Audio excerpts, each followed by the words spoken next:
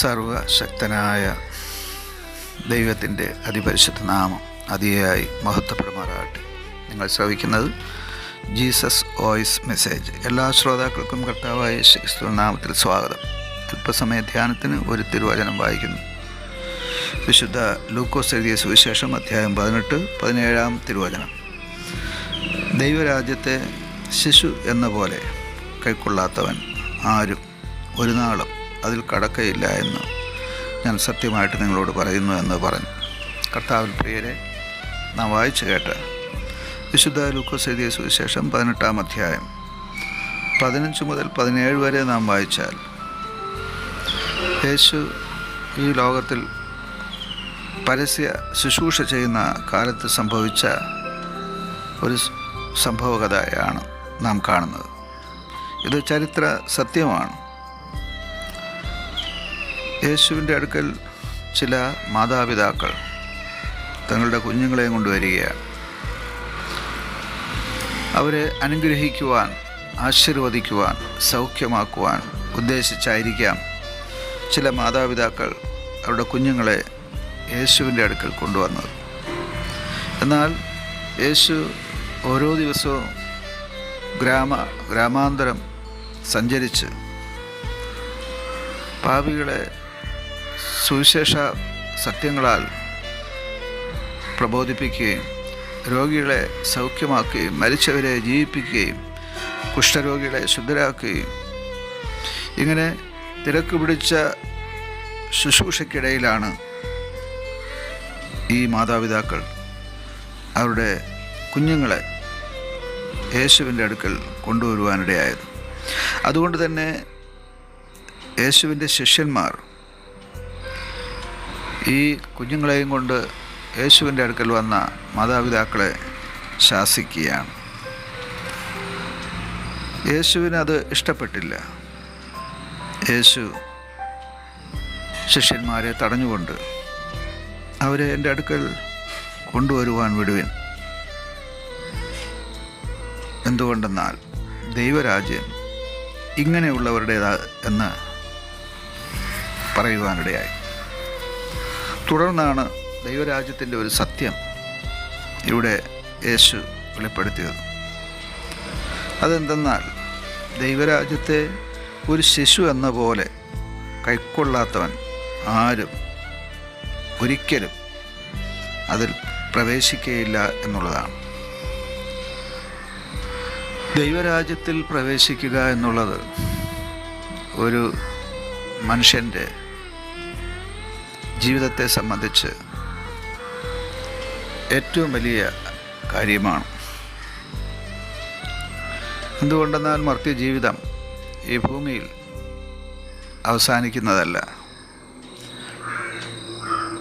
ഈ മർത്യ ജീവിതം ഭൂമിയിൽ 70, 80, 100, 120 വർഷം കൊണ്ട് അവസാനിക്കുമെങ്കിലും മനുഷ്യൻ്റെ മുമ്പിൽ ഒരു നിത്യത ശേഷിക്കുകയാണ്. ദൈവം മനുഷ്യനെ നിത്യതയ്ക്കായി സൃഷ്ടിച്ചു എന്നാണ് സത്യവേദ പുസ്തകം വെളിപ്പെടുത്തുന്നത്. എന്നാൽ ഭൂമിയിലെ വാസം മാത്രമാണ് നേരത്തെ പ്രസ്താവിച്ചതുപോലെ 70, 80, 100, 120 വർഷങ്ങൾ.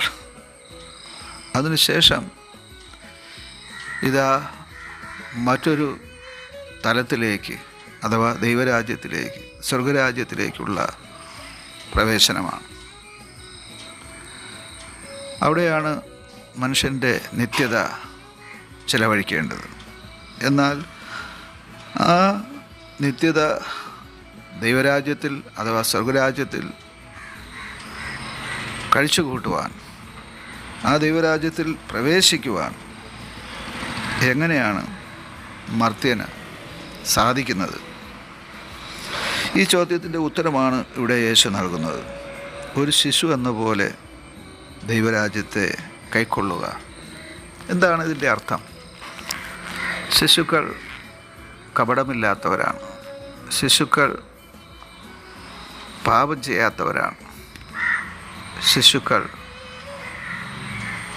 മുതിർന്നവർ അറിയുന്നത് പോലെ വലിയ കാര്യങ്ങളൊന്നും അറിയാത്തവരാണ്. പക്ഷേ അവർ തങ്ങളുടെ മാതാപിതാക്കളിൽ ആശ്രയിക്കുന്നു. അവരെ നോക്കി, അവരിൽ ആശ്രയിച്ച്, അവരിൽ ശരണപ്പെട്ട്, അവരുടെ മുമ്പിൽ കരഞ്ഞ് അവരുടെ ആവശ്യങ്ങളെല്ലാം നേടിയെടുക്കുന്നു. ശിശു സഹജമായ മനസ്സുള്ളവരായി തീരുക എന്നാണ് ഇവിടെ ഈ പ്രസ്താവനയിലൂടെ കർത്താവ് ഉദ്ദേശിച്ചത്. നാം എത്ര തന്നെ വളർന്നാലും ദൈവം മുമ്പിൽ ശിശുക്കളാണ്.